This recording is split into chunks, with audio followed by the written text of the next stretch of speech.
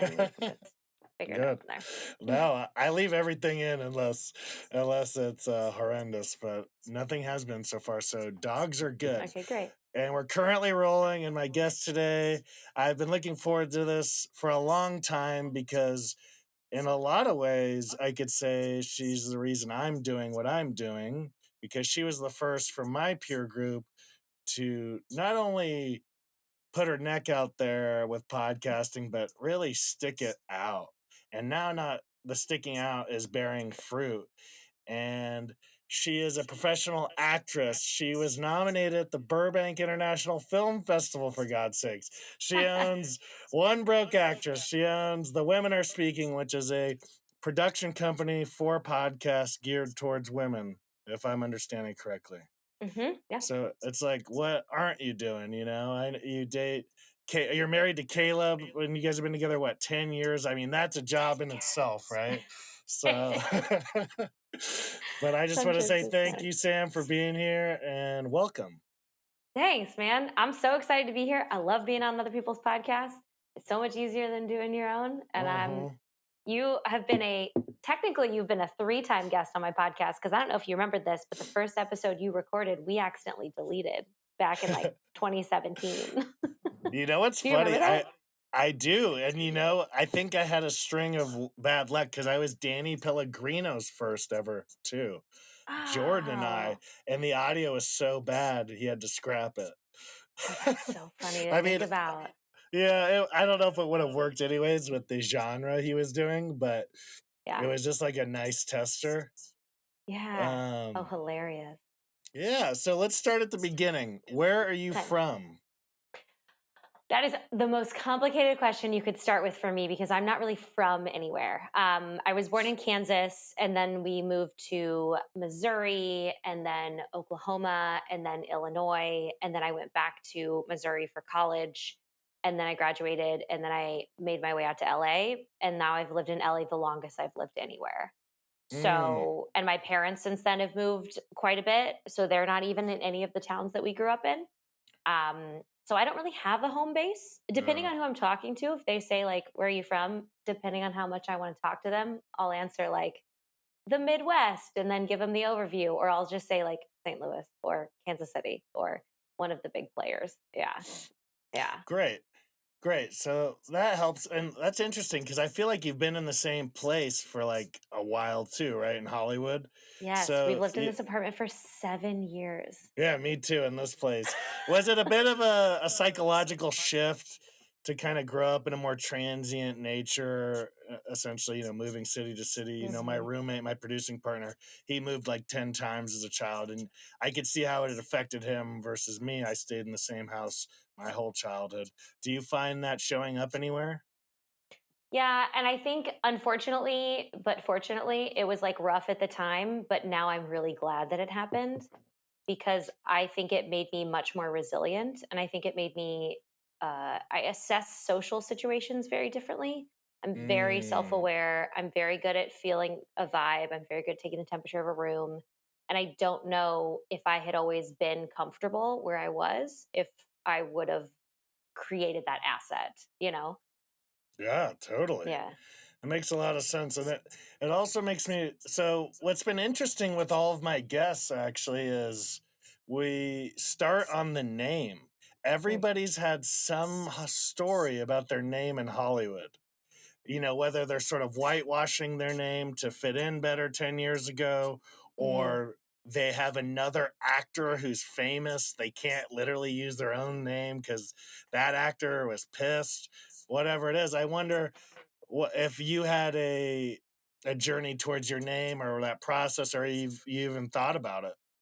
Yeah. So my actual full name is Samantha Valentine, and I became Sam throughout this like moving and changing of places. I worked at a summer camp Mm, for a long time for eight summers of my youth, I guess, and that's like some of my longest lifetime friends because wow. we would spend like 3 months together, and then we would go about our lives and come back together. And I think that's why we have such a good friendship is because if you can do that continuously, especially at a young age, it really builds you up. And they just started at camp. They started calling me Sam, and I was like, that kind of is cool. I like that. It's less formal, and it feels. I'm such a casual kind of gal, so it felt right. And Mm. when I got to Hollywood, Sam was often thought of as a guy. So I would sign in for the call sheet, and there was just like a little, they would say, Sam, and I would stand up, and there was just like a little extra paid attention, like a little Mm. extra like asterisk on it because it wasn't what they expected, or there was like a something a little bit different. Uh, and my last name is Valentine, which just I love it. I'm married to a man named Caleb Ellis, but I'm not changing my last name because I like it so much. And I've always thought it was special, and I think it does. It carries like a thought process. Like people have a reaction Mm. to it, and I think It's it's like an really amazing fun. last name. It's Amazing. so good. Yeah. People usually think it's fake, which is, they think it's like a Yeah. stage name. That's actually my family name, but Sam is obviously shortened. And I was so nervous that when I joined SAG, it was going to be taken. So I remember as soon as I Mm. could, I would start searching to make sure that no one else was taking Sam Valentine. I was so nervous, like looking up a Twitter handle. Yeah, But I I wanted it bet. so bad. Yeah. So luckily I got it because I didn't want to add any initials or anything in there. But no, I'm very lucky that it's like my very easy name. But like, a lot of people have changed theirs for Oh this yeah, business, I which is forgot. You crazy. kind of have to identify in the union. I forgot because Hmm. it's been a while since I did that paperwork. But Yeah. dude, you're so right. I remember thinking I'm gonna have to be Sean M. My middle name's Michael Crampton forever. That Yeah. it all worked out. Yeah. So you're from a bunch of places. I love it because that means you can pull a lot into your art. And one of Mm-hmm. my favorite questions to ask is, how did you find your way to art? Oh, God. It was just always the thing that I liked the most. I just always wanted to be doing something, and I always wanted to be playing pretend. There was like an ongoing game with me and my little sister when we were kids, and Mm. we made up a made up world. Do you remember those? What area of the world did you live in, and what was your income bracket? We'll tell you a lot about this. We had one of those sprinklers that would plug into the end of the hose, and the parents would Hmm. throw it out in the middle of the yard, Yeah. and that was like our pool. Yeah. Totally. Totally. They were so fun, and so that was like our summer fun was then the string. I mean, we you could really ruin your feet on that thing if you weren't careful, and we usually did. But that was like our summer fun was the sprinkler out in the yard, and there was a game my sister and I played where like one of us would jump through the sprinkler, and it was like we were a whole nother person from a different world, and like I remember Mm. dragging that out for like a week at one point that I was like sitting with my family and I was like, what are each of your names? What do you do? What are we eating? Like pretending like I wasn't from this world. And like it's so corny to think about, but that was like so fun for me to be like, what would Yeah. this person think if the world was brand new? And so that always has been a spark inside of me. And I'm lucky that my parents were cool with me pursuing this and supportive of me pursuing this because I never really had any formal training before I went to college and decided to major in it. I had done community theater and things like that, but I was just always interested in it, but I never, coming from the Midwest, you don't have a lot of examples of people doing this as a job, of people being creatives as a job. And Mm. if they are, they're an anomaly. So doing something without an example is really hard to be that person. And yeah, so having that support really changed the fact that I thought I could maybe do this as a job. But yeah, it was Yeah. just always intrinsically inside of me. Like, man, I remember crying in kindergarten class because there was always like a freaking lice outbreak, and they would close down the costume corner that had like outfits and like For hats and all sure. these. Yeah. And we could never play with it, but that was like so interesting to me. I always wanted to be like trying on new things and being new people, and it's just always been something a part of who I am. It makes sense. And it's so brave to move. Like, I moved from San Diego and I consider that like, wow, that was so naive almost, you know? So someone who moves from another state, like it's like you're wading into the ocean at midnight with no moon. You literally are just like feeling your way into what's possible. It's so brave, and it's courage is acting in spite of fear, and that's Mm, courageous to me. So mm, you land in LA. mm. How old are you when you land here, and what would you say your relationship to Los Angeles is? I was 22 and I had never paid for parking. So talk about being in an ocean in the Yeah, dark. yeah. I had no idea what the fuck I was doing. I was so out to sea. I knew that I would figure it out. Like that's always been my thing. I've always figured it out. And it Mm, often takes me, depending on the scenario, it takes me shorter or longer to figure out what my place in it is. But I was like, I will figure this out. Something will work eventually.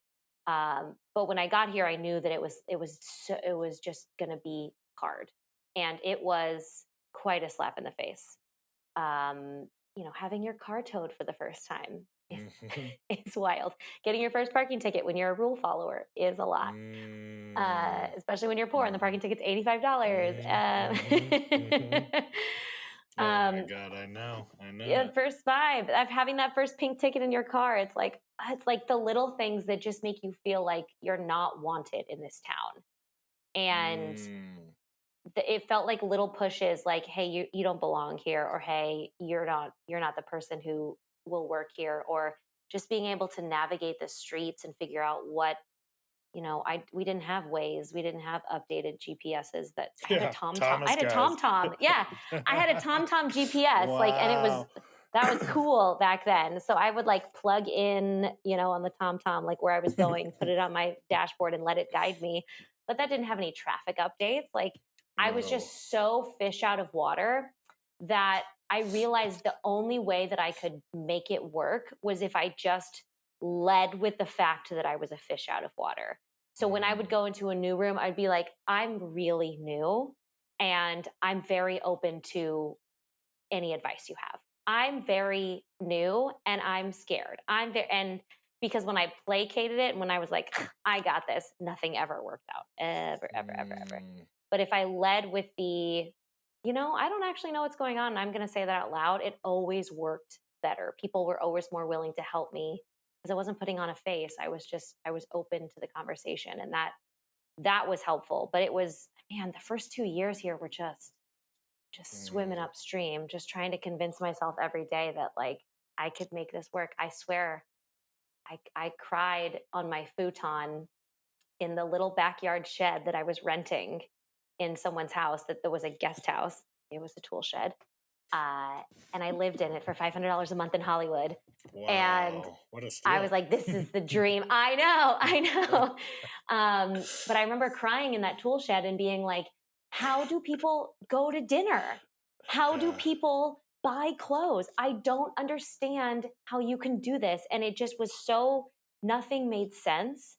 And I was like, "I guess I just have to stay here until something makes sense, or until I just can't handle it anymore." And listen, that tool shed was the reason I could afford to go to my CrossFit gym. And because of that CrossFit gym, I met my best friends. I met my future husband. I met, the coolest people ever. I met my first introductions to the business. Like, it's the little things that you don't realize are already in front of you that are going to make a big difference, I think, in the long run. I just had to stick it out long enough to notice them. Yeah, absolutely. And I think that beginner's mindset's really important, obviously, but not always practiced. Like, have you ever come across a word you've read 100 times and you're like, wait a minute, you really look at it and you're like, is that how it's fucking spelled? You Yeah. know? So like even when my point is, even when you think you know something, there's Mm, still room to learn and take a second and stop. And I definitely wanted to talk about Brick because it's funny. A lot of mhm. people in my life are like, Sean, you're like one of the most well-connected people I know. And everybody comes from Brick. And I'm like, Yeah. yeah, it's kind of crazy, right? Yeah. And you were there Yeah. longer than I was. I was there 7 years. Yeah, I was there. I mean, I'm back there now often still. But yeah, Brick How is it? CrossFit, How's it's everybody? great. Oh, It's great. good. It's great. It's under new ownership. Everyone's like Oh, that's hanging. important. Yeah. Huge. Yeah. Yeah. It's huge. And Yeah, people are really happy. The vibe is very like our time at Brick. Like, it's very genial. Wow. It's cool to see it come full Yeah. circle. It's It's funny because I never thought that like a CrossFit gym would be my main hub in like the ritzy city of Los Angeles. Yeah. But something about stripping down people's barriers and just making them all like grunting beasts, like sweating and like chalky and gross and getting through the same nonsense together, that we are Yeah. all adults and yet we showed up to do this stupid Hmm. shit together. Yeah. um Something about that like really stripped away people's barriers, because when you show up to like a workout, you don't know who the fuck anyone is. You don't know if Mm-mm. this guy is like the biggest writer in Hollywood. You don't know if this person is like a huge actor unless you recognize them, which half the time I Mm. don't. Like you just are there to accomplish what you're there for. And that I loved, because everyone's just doing the same stuff. There's no like class hierarchy in a gym that's class based like that. And and there's so many people flocked to it at the time because CrossFit was so big. Mhm. And the friendships that were made there have been, I mean, they've served me to this day. Half my entire like first season of my podcast was all people from Brick, and half of them would go there for like once a month, you know, like most of them aren't Mhm. even athletes in any capacity anymore. But yeah, the bonds built there were like really wild. And because there's like, it's like having that little thing in common with someone just opens up so many doors, because you have something to talk about that's not I want from you, you know? Mm. And I think that that's Mhm. like the missing piece of a lot of people's networking is it's not really about what can you do for me or what can I do for you. It's really about like what do we have in common that we could talk about that's not any of this shit. And then I trust you enough because we have something in common, and then like I'm gonna, you know, I want to help you or you want to help me Mhm. eventually down the line. Like that's like the long game of networking, I feel like. Yeah, like some of my best advice, I may have even said this previously on your podcast. It was told to me by a director. He's like, "It's not the first time, it's the 12th time." Hmm. God, You that's so know, like true. just like he's like cast a net. And for me, like I had to become a conscious person. Like I had to sort of awaken be a to be a conscious thinking, not just reacting like pure energy. Mm, And once I realized that, it was more for me at least about how do I feel around this person more than what can they do or who are they? Because yeah. as we're seeing more and more these days, the longer you're in this industry, you see all of those houses of cards collapse. Like what's popular today is not going to be popular in 5 years. Like as a Yeah. producer, I get material submitted to me, and they're like, "This is the trendy topic. This is the like big civil rights topic," and I'm like, "I love it, but does it actually mean something to you? Because by the time this movie finishes, it might not mean the Yes. same thing out here, Yeah. and that's a big Yeah. thing." Yeah, and that, you know, that timeline too is there's something I always talk to actors about this is I'm like, it's easier for me now because I'm in my mid 30s. And when you're 20, I was 20, 21, 22 when I moved to LA, you know, and you're like looking up at all the people who have all the stuff you want, it's literally like upwards and everyone's Hmm. older than you and it feels unattainable. But once you get to this point, like if you stay here long enough, eventually the decision makers become the same age as you. And Yeah, eventually you're all like, we're all dealing with the same stuff and we're all roughly around the same age. And it's like less of like you reaching up and more of like you reaching out, and you just level the playing field. And it gets so much easier to just like send a fucking email, you know? yeah. Yeah, and it's like I was talking to my buddy the other day on my men's team, and he was talking about his therapist, like because he's a perfectionist, my buddy, Mm. and so he has a hesitation on like sending the email or making the Hmm. call or whatever. Where I'm the opposite. I'm like, fire away, baby, give me that task. I'm gonna fucking. I know. And he's like, the phrase she gave me really changed my life, and she said, just do it dirty. Just do it dirty. Hmm. Do it poorly. Like, just get it going, man. Like, Yeah, no, like, we're all hanging on by a thread here. It's all good, right? I know. It's funny how much the way we receive emails versus the way we send them sometimes is so different. You Mm. know, like we'll belabor every period or exclamation point or anything. But when I open an email, I'm like, what's the point of this? okay, great, I can take care of this now, or I can't. Like, it's just so different. Yeah, we forget it's just like a text, really. It's like just Yeah. another form of text. I've told actors, I'm like, guys, like start emailing like you text. Like just like Yeah. less but better. Be bright, be brief, be gone. And like if you ask me 6 questions in Mm. an email, I'm gonna snooze it for 2 weeks because I don't have time. Yeah. Oh, I love that. I'm just gonna adjust my chair here for a Yeah. second. Okay. So we talk about art. Hmm. When did you get your first sense of like your first real experience of filmmaking? Like, Hmm. was it before you moved to LA? Was it shortly after? Was it a long time after? When were Yeah. you like, whoa, like I'm doing the thing I always wanted to do? I actually, in college, was introduced to a casting director named Chris Freihofer, who's based out of Oklahoma. And so I would drive, I think my entire senior year, like once a month, I would drive from Springfield, Missouri, which is very southern Missouri, right by the Ozarks. I would drive from there all the way to Oklahoma, go into his office, audition for one or two things, and then drive home. So it was like 5 hours one way, 5 minute audition, Wow, 5 hours dedication. away. And I just thought it was like, it made so much sense to me. And I loved those days. I would print off, God, I'm sounding so old. I would print off my MapQuest directions Yeah. and they would live in a folder and I kept them in my glove box because I started going so often. And I had like my rituals, like I would bring snacks to keep me awake and I would make a playlist and Mm, I would have all these things.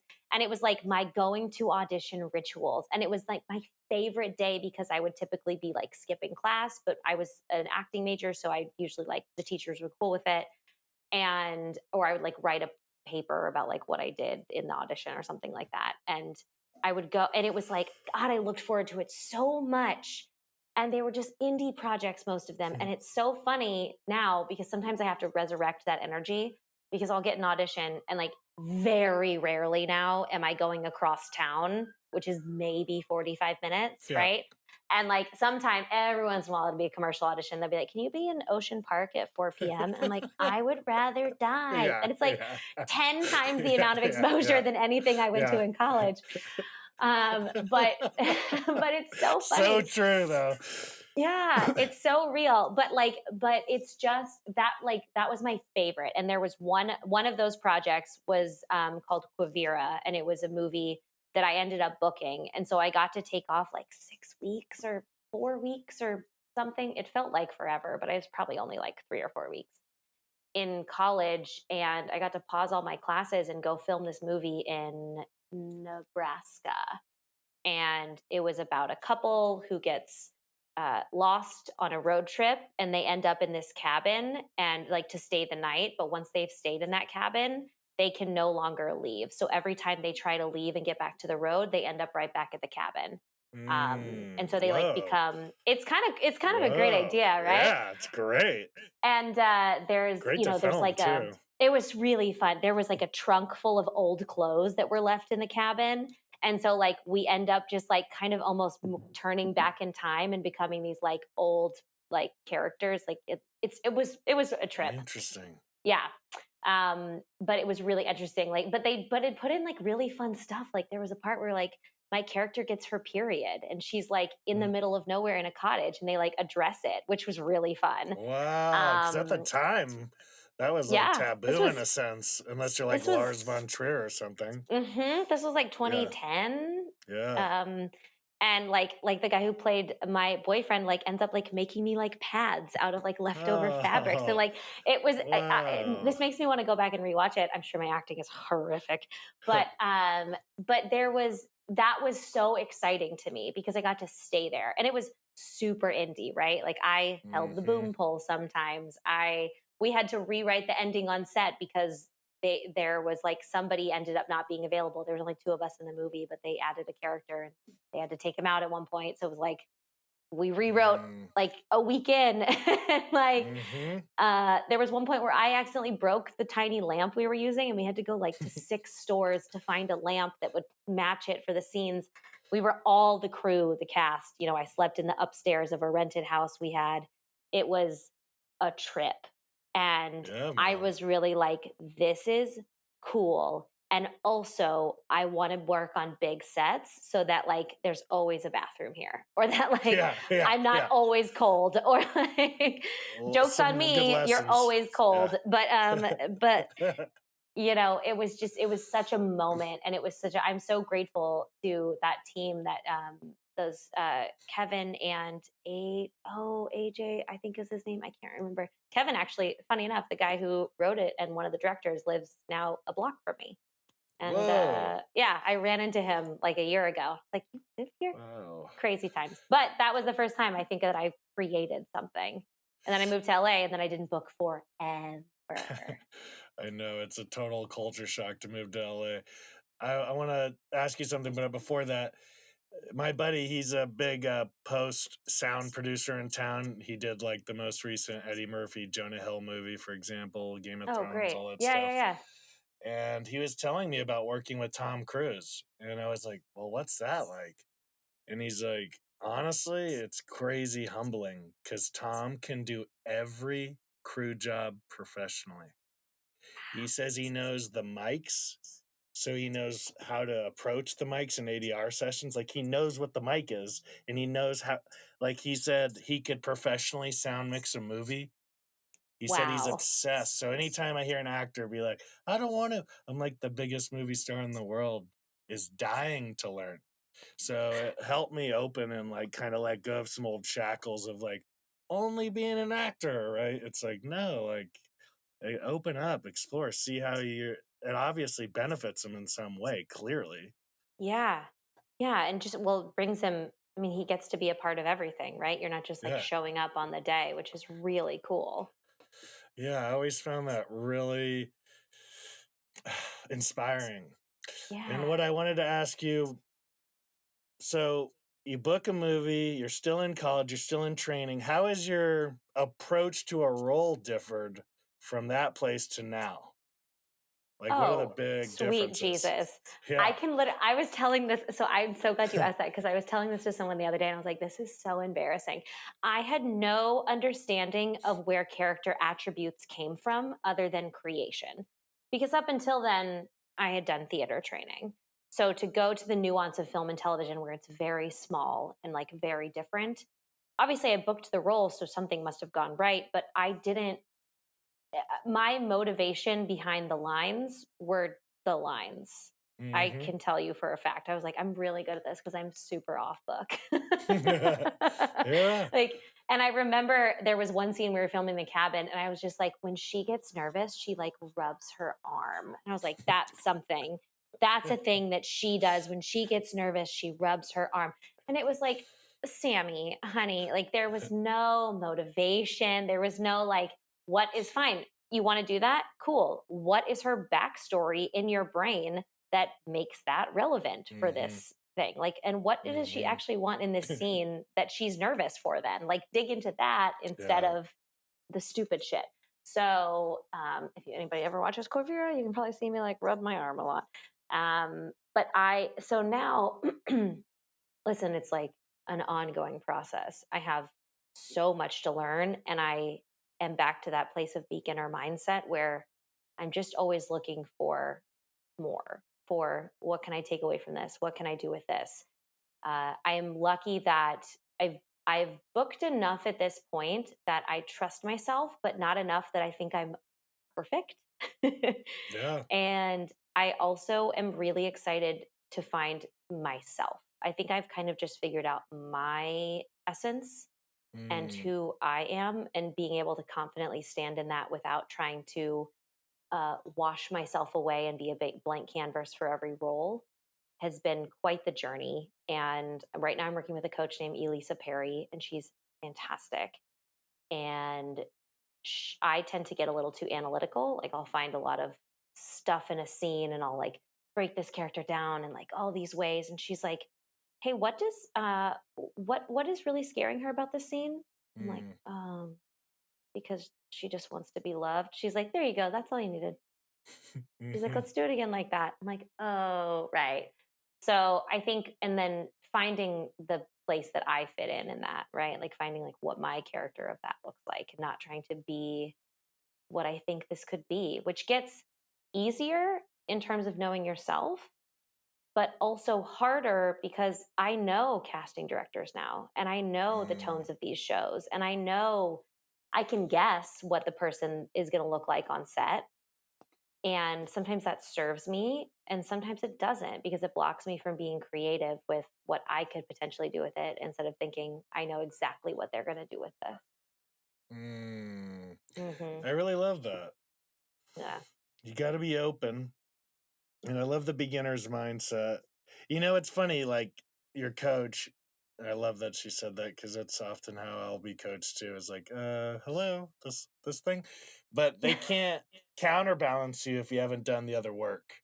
Hmm. So it's like it is a beautiful relationship in a sense. Like if you showed up and you're like, yeah, like as the you had to have done some work for them to be like, okay, what's missing? Yeah. The other piece, the beginner's mindset, I think that is the best way you can approach it. And you're doing it. You're back in improv, which I think's some of the best training on earth for actors. I mean, filmmakers in general. You got to know how to pivot on a dime. Like improv for me, it's like talk about directability and short form improv, which you're at Groundlings, so you'll be playing that. I'm assuming there Hmm. used to be a game they do called New Choice, where you're Oh my acting a God. scene. We just Have played you that played it? last week. We Oh did it yeah, last week, and I that's was like, direction. I have never, like, my brain was like melting out of my eyeballs. It was crazy. It's hard, right? The first Yeah. time, Yeah. because you're on stage, especially newer improvisers.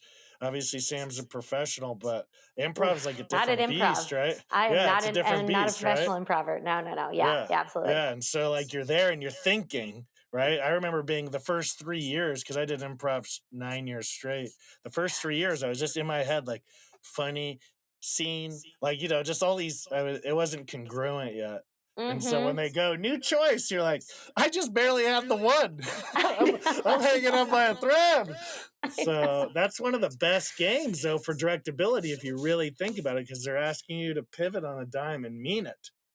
And that's really Yeah. hard.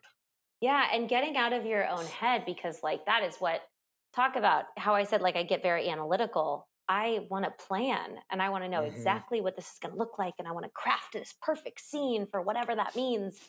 And when you do something like that, they're like, next, Yeah, next, yeah, next. And I'm like, just like spewing words that just like yeah. come from, it just takes you, you can't plan at all, which is just such, it's been such a gift. Like you said, I'm back at Groundlings. I'm in basic, I'm in the 101, like low level class.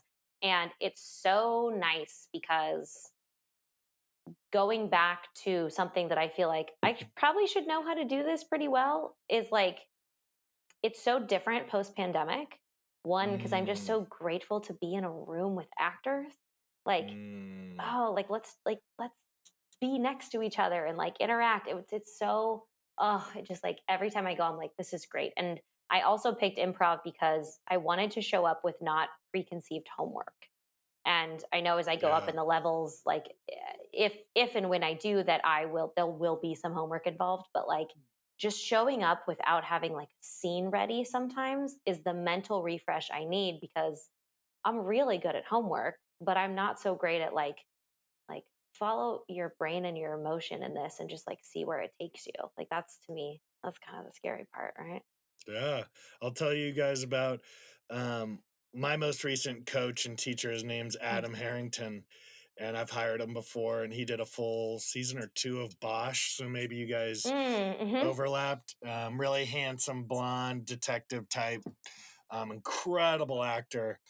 And he has a class, and this is how he. Have you ever heard of the Sandy Marshall, who is related to Gary Marshall? He kind of overtook her program, and this is how his class is, which is chock full of series regulars, like bad motherfucking actors. Like you're like, whoa, I just got blown off the stage here. And they weren't even trying because they're all in their 30s and 40s, like they're serious, and he Mm-hmm. only gives you the sides 2 hours before class, and you're not allowed to rehearse. So Wow. you just have to learn and then show up and then do it. And if you nail it, he gives you a complete redirect. And if you nail that, a Mm. redirect. So you get 3 times. And obviously, if you don't, you still get 3 redirects, but they're a different kind. and Yeah. the first half of the class is just repetition. But I was a Meisner trained guy, so I was like, fucking repetition, like, ugh.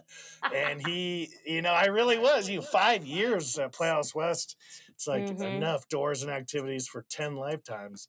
And they're very valuable, but at a certain point, you got to let go, right? Mm-hmm. And the way he explained it too, I just thought was so professional. He was like, think of it like this is an emotional symphony. I'm warming up the orchestra. So that's what the Mm. repetition, that's all it is, guys, is you're up there and you're really present and you're allowing yourself to be warmed up. And I've been on stage with some of these actors who've literally been like, you're not giving it to me. Why are you wasting my time type shit? And I'm like, ah, like it Oh was my really, God. yeah, it was, Ugh. and it's not like so severe in that I'm playing it up a little bit, but those moments did happen and you were on your feet and it made the class electric, exciting, and he Mm. works all the time. And it's once a week. So I want to throw that out there for you because that's a no homework class. You just show up the day of. Wow, And that's great. you're a series regular, man. Like, you should be on TV right now. You should We're be getting like there. We're looking getting at a there. crime scene, going, hey, this guy got murdered, I can't I wait. see it. I And can't you'd be wait. killer. Thank you. So, yeah, of course, of course. There's so much we could talk about, but for time's sake, I'm going to keep it Mhm. to some of the current, like, one broke actress. Mhm. The women are speaking. Mhm. I know you have a ton of information on that on your platform, so I don't necessarily want to tread where you've been. Mhm. Just to keep the listeners fresh. Where does that? Where do those businesses cross over in positive ways with your acting career, and where do they either get in your way as a perception, like they're not really getting in your way, but maybe your Mhm. ego's like, or they actually get in your way because they're taking time away from something, if that ever Great. occurs. Great question. And yes to all of the above. So the Women Are Speaking is the handle on Instagram. The company is called Fast Forward. And Fast forward. yeah, it's very confusing. The It's all women right. are All the speaking. info will be below in our Yeah. stuff. Yeah. Yeah. And Fast Forward. Okay, so I'll go first. So like One Broke Actress came first. Like that was the first thing that happened. I needed a platform to put all of these things and ideas that I didn't know what to do with in my business. Once again, going back to the idea of if I say I'm confused and new, people are kinder to me than if I pretend like I know what the fuck is going on. And so I started to do that, and it started as a blog, turned into a podcast, all that good stuff. And 6 7 years later, it has a lot more traction than it did when just my mom was listening. And that's kind of the thing about podcasting. You just have to keep doing it indefinitely if you want it to like really be build. And I love it, and I love the podcast space so much that it built a lot of community. The social media was secondary always, but it's become a big part of it too.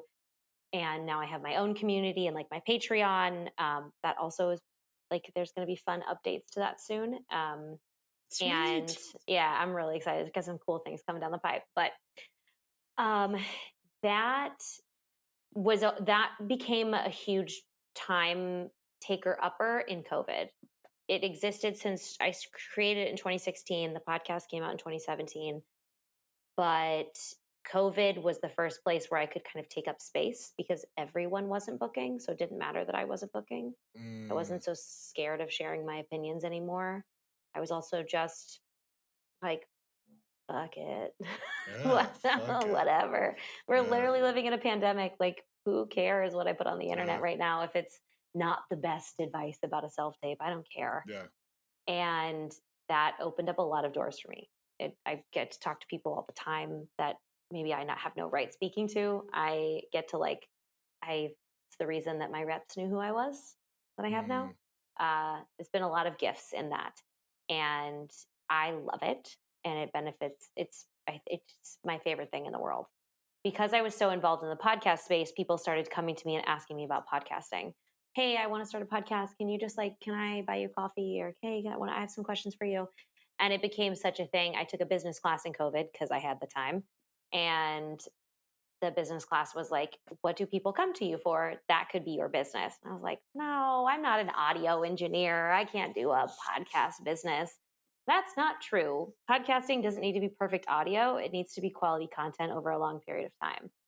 And with my friend Ashley, who actually run the business class that I took, we created Fast Forward. Many moons later, after I worked for various different clients, she was like, just work for me. We'll get other own clients. We'll do this together. So we created the business together. 1 year in, we are starting to be successful. Oh yeah, that's Which I think amazing for a business. is pretty cool. It's pretty cool. It's just, the slow roll of it has actually been really great because in terms of my acting career, if this would have happened off the cuff, like the second we launched it, I could not have handled the amount of work that I'm doing right now. I could not have handled running One Broke Actress, running Fast Forward, because Ashley's involved in an overarching sense, but it's really it's my thing, and it's the thing that I am spending the most time on. And between the two of them, I'm the engine that keeps them going, right? Like I'm the person who's coming up with the ideas. I'm the person who's Yeah, I posting. get I'm the that. person, yeah. And sometimes it affects my sleep at night because I feel like the only reason these companies are profitable is because I'm working so hard. So should I double down and like make more money and that can take over a lot of my mental creativity space, which lends itself to my acting career. So this year, as One Broke Actress has risen, as Fast Forward has really come off the ground in the last couple of months, I decided I need to spend money to get myself out of the place where I'm the only decision maker here. Mm. So we hired a project manager with Fast Forward who takes care of all of the day to day. She's awesome. She's also an actor. One Broke Actress I have an assistant who's also an actor. And I'm slowly, like, the community is going to have some updates soon, which will be a little bit less all on me. And I'm starting to realize if I want to make everything sustainable, I need to be doing less Mm-hmm. because I don't show up as my best self for other people. Like I canceled something I had earlier today because I didn't get great sleep last night because I wanted to show up really well for the meeting I had before this and to talk to you. And I have to film an Mm. audition later. And I want to do like a couple of things 100%. And I'd rather do that than do 15 things at 20%. And that's the hard lesson I'm learning is that I can't do everything. There's a reason I'm not really on TikTok. There's a reason that like I don't post as much on social media because I'm really focusing on the podcast and the YouTube and my own businesses.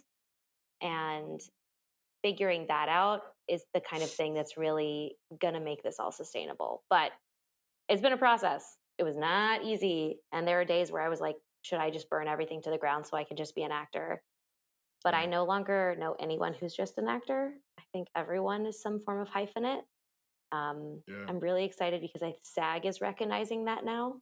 I just signed my podcast up, so now I'm a SAG affiliated podcast. Congrats. So thank you. So I It's get to pay amazing. into. It's really cool. So I get to pay into my own health and pension, which is just that It's is huge. longevity, right? Like that is business. That is taking care of yourself seriously, and the weight that now carries into my acting career. So now I don't have to rely on every single booking to get health insurance. And the places that I can go with the podcast can be more of what do I want to take this as? What do I want to do with this? It's opened a lot of doors. And I will tell you, my listening is better than it ever has been in my scenes. And my media training is at a 10. Yeah, it is. Do you have a coach? Do you have like an advisor, a mentor, a coach in this? Nope. Wow. You're doing it Nope. all on your own. Lone wolf Yeah, in it is what I we'd am. call it. I am. So Ashley, my business partner for Fast Forward, has always been like she taught the business class I took, and she's always someone who I'll go to and be like, "What's the right price for this thing?" or "What back end system Mm. would you use for this?" But the day to day is really just me, and it's scary. It's very scary because it's like you said, House of Cards, like little breeze. I worry all the time, like what if this ends tomorrow? And then I'm like, once again, exactly what I said in the beginning of this podcast. When I got to LA, I'm like, I'll figure it out. Yeah, Do you're a something else. storyteller. Yeah, I'll Whether do it's on a something else. stage or in front of a webcam or whatever it is. Yeah. And that has to count, right? Like that has It to, does. that to me, I started taking myself more seriously in that space when I was like, this counts as my art. I'm going to make a YouTube video today about my morning routine and I'm going to enjoy it because I get one life Hmm. and I want to spend it doing stuff that's on camera and shared with others. And so I'm going to do it myself until anybody else gives me permission to do it. Yeah, man. And I'll say this to you. From my perspective, and who am I, right? But from my perspective, you're certainly in a place to get some help. Hmm. It seems counter, right? You're killing it. But this is actually the time to get the help. And Yeah. two of our friends, I won't name them, but one of them is like one of your best friends. Sees my coach and therapist, and she's had nothing but positive things to say about it. And like what it's done for me, it's not only saved my life, and I know myself personally, but the Mm. business advice I get from this woman, because she grew up in the industry. Her dad was a very famous acting coach to the stars, like the on-set ones. Jack Mm-hmm. Nicholson was his biggest client. Like, Wow. so they're just she sold TV shows. She's in her 50s. She has A-list clients. She knows exactly like the heartbeat of this industry. She's told me what you're telling me like years ago. She's like, Sean, even my A-list clients need other things to do but act. Like, Yeah. she's like, not only is the money dry, but they're bored at the very least. So Mm-hmm. I think you deserve it, because I remember when Malls was interacting with me, she's like, the money. And I'm like, dude, you're worth the money. Like, really think about it. Yeah. Stop and think about it. You're Yeah. worth the $800 or $600 a month. It's like food to me. And, Interesting. I think you deserve it. And I bet you would, in 6 months, be like, holy fuck, look at me go. Just because it's at the Really? very least, you're like, it's an objective person to spill your shit to. Yeah. And so, Yeah. I just wanted to pitch that your way, because, like, you fucking deserve it, man. And it's Thanks, dude. hard to do anything. And if you were in my men's team, Mhm. they'd be like, Sam, we see you, but you're lone wolf in it, dude. It's true. And it fucking, it's tough. It takes a village. It takes a village. It's So I true. just wanted to say that to you. If you ever want, I'll never pressure you, obviously, but I Yeah. don't offer her to everybody because I just highly regard her. But you definitely deserve some support. So whatever way it I'm shows up, I curious. hope you get it, man. I'm Yeah. curious. I would like to. I'd like to know more. I'd like Yeah, to we'll know more. talk offline. With my dad and everything that happened, like, I Yeah. really can't like put into words what she did. But beyond that, I know myself, which was the Mm. first advice I got in LA from an acting teacher. Someone asked in class, what's the key to acting? He turned around without flinching. He had been teaching 30 years at this point. Tony Savant, what up? Hmm. He turned around and he goes, knowing yourself. And I was like, no, it's like being emotional and crying at every scene. No. I finally understand what he meant, True. because now I can bring myself, and not just like you were saying earlier, be like a vanilla pasting on the wall, just Yeah. trying to fit in. Yeah. That's huge. That's huge. So, said that. I feel good that I said that. And we'll move on. Thank you for sharing about your business. That is Yeah. so cool, and it makes so much sense. I love that, because like I battle with that too. I was like, am I selling out? Like, who am I? Like, Mm. am I? And I remember my coach was like, dude, I won't name the actress, but she's like, this Academy Award winning actress had just won her first Academy Award, just won it. She's calling me to borrow money, $200 to go to the urgent care. So she's like, think about the picture. She's looking at the pinnacle of our industry, calling me to borrow money to go to urgent care. Yeah. So what we think is like, we get the Oscar, we get the millions, we get the accolades, we get the love, but that's not even the game. And most So people not are the playing game. that game. So it's just really fascinating. When I heard that story, it really helped me. She's like, selling out? Like, what? She's like, do what you love, man. Yeah. Aw, Yeah. puppies. There goes the kids. That's No, okay. it's so true though, because like that is I mean, listen, I thought as soon as my businesses were successful, I was like, well, as soon as money comes in, I won't be so stressed.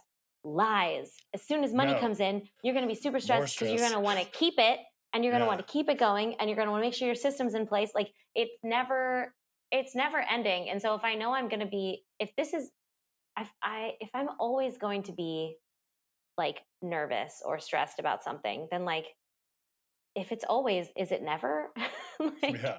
can Yeah. I just let it go? Because it's clearly not serving me. If that was something I worked for really hard last year, was like, you know what? If like I'm gonna go get a coffee today because I need to leave the house and it's $5 and it's so worth it for me to leave the house and spend this $5 because like it's fine. Like just like Yeah. releasing that tension around it so Yeah. hard of like there's no the definition of success is what you make it. And for me it was like going to buy a coffee without thinking about it. Like that's very successful. Yeah, man. And we're both from, I don't know your exact situation, but I was from a poor area as well, grew up Mm. very tight. So the idea of spending money on oneself is tough, especially Mhm. when it comes because again, it seems like you're killing it. That's Thank actually you. the time to get a coach Yeah. because they can bring you that 10% that we can't quite reach on our own. Mm. And if you're having a hard time spending money on coffee for yourself, I could see how the rest would be tough too. And that's not to shame. That's like Yeah. I get that deeply. And that took a long time to peel away. But fuck Yeah. yeah, you're worth it, dude.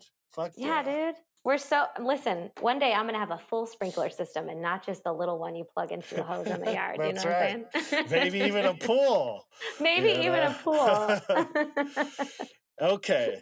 So as we wrap it up here, we've got One Broke Actress, we've got Fast Forward, you're back at Brick. Mhm, What's your day to day? What's your 6 months like? I know you're talking about Patreon. I'm not gonna spoil mhm. that for you, but is that what you're like? What are you focused on? What's in the mix? Yeah, so great question. Wow, that's something I need to sit with for myself, I think. Hey, The that's a great podcast is answer.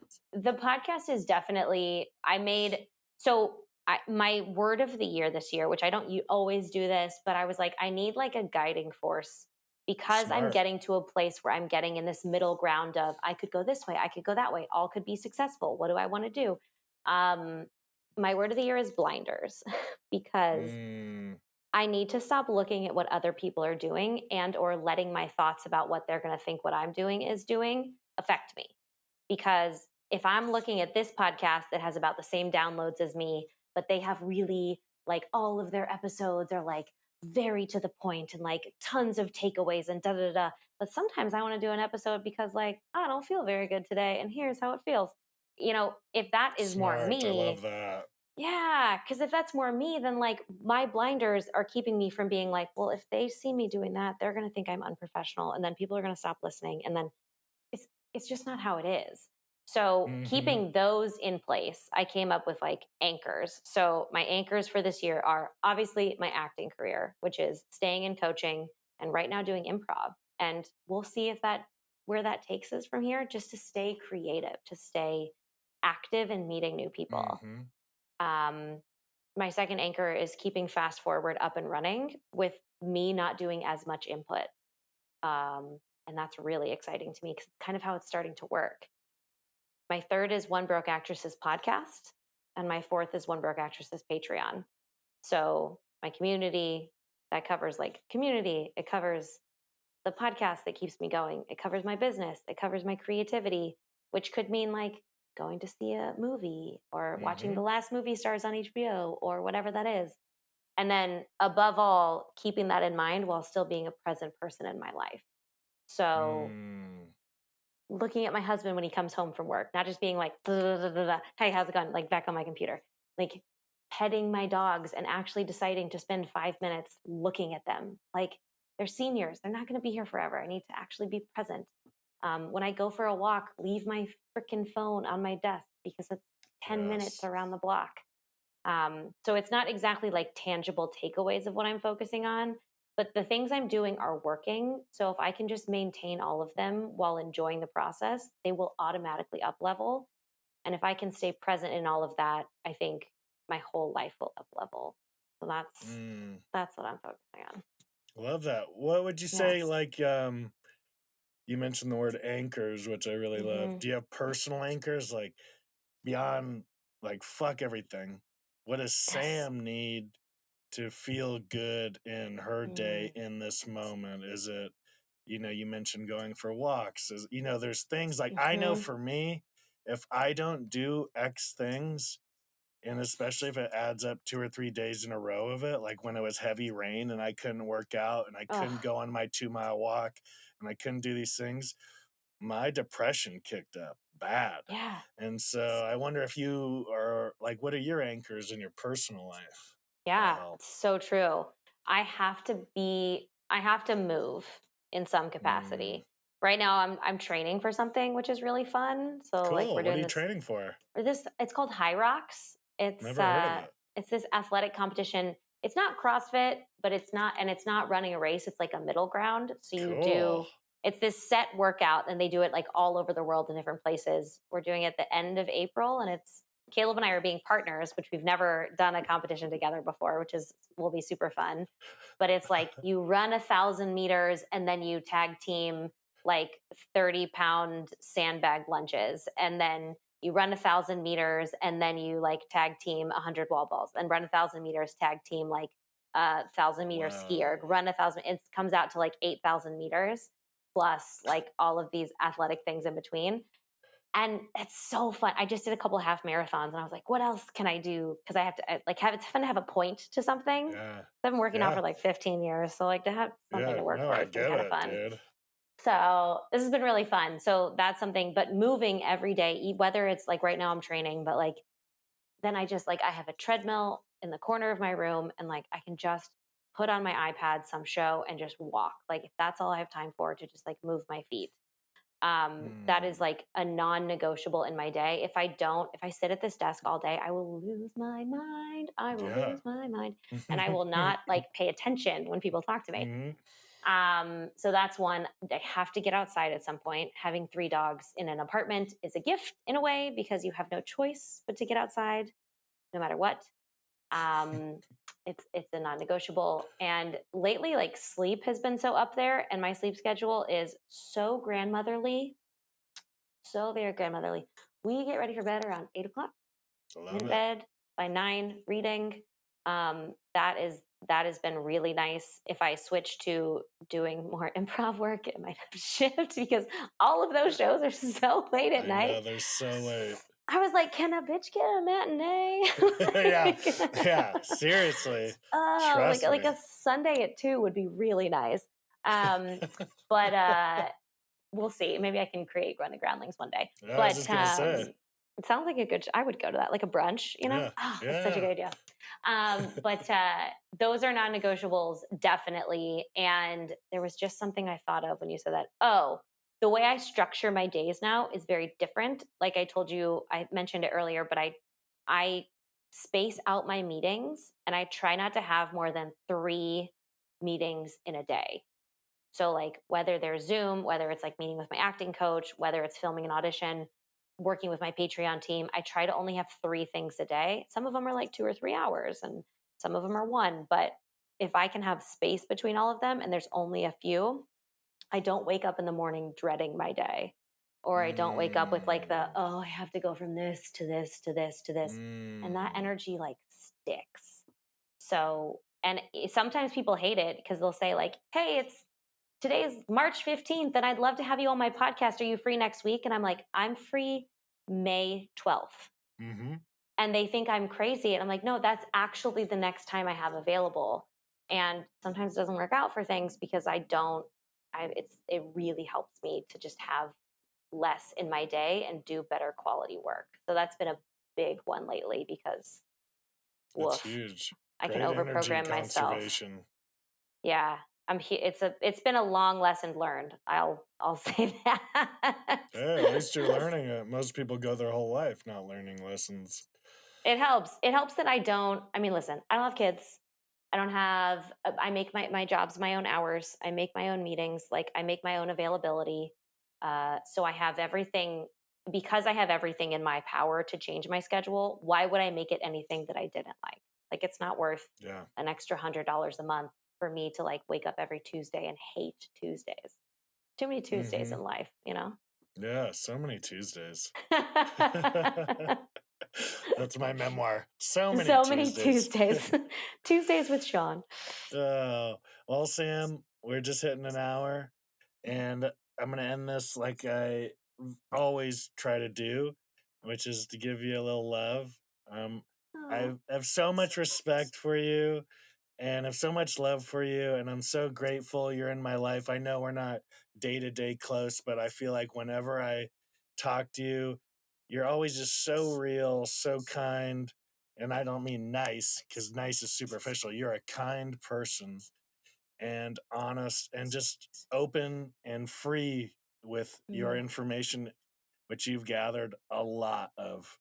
I would say you've got to be tip of the spear, because that's part of the reason I did this podcast is I didn't feel like there was a lot of people in our peer group being mhm, honest and like, yo, this is what I'm going through. Hey guys mhm. behind us, like avoid this if you can. And you've been doing it for years. So I just want to say how much I appreciate you and thank you again for your time today. You are so welcome. I'm going to give a little bit back to you because Oh, because I'm kind, but also because, you probably don't remember this, but when you did my first podcast, the one that probably got deleted, I think, there was a section where you and I were talking, and this was 2017. And you said to me, I just don't see myself having a normal actor career ladder. I don't see myself going to an audition and booking it and that leading to the next thing. I feel like it's going to be so different than that. And I remember saying to you, like, really? I feel like mine's going to be so classic. Like, I feel like I'm going to book stuff and it's just going to grow.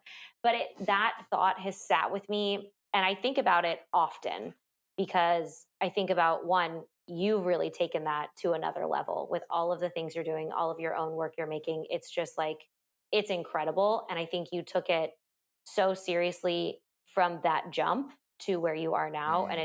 it's so cool to watch and to see and also know that like you affected me in a way with that because I think often so like I'm going about this whole life in such a different way than I thought it was going to go. But I think about how you said that and I was like, you know what? This one's going to look different than how I pictured it, but it's pretty fucking rad. Yeah, So thank thank you you for for that. that. Hmm. Thank you. I mean, my acting mentor told me this the other day when I was in the height of my depression. He was like, or the low of my depression. You get it. I do. He said, you're not late. The only way you can be late is if you're following someone else's path. Otherwise, your path is your path." So good. And I just was like, Oh, it's the simple stuff, right? it's so good. That's like a great redirect. Wow, I love that. All right, I'm gonna stop the record here and then say Okay, goodbye offline. cool. Bye. Yay.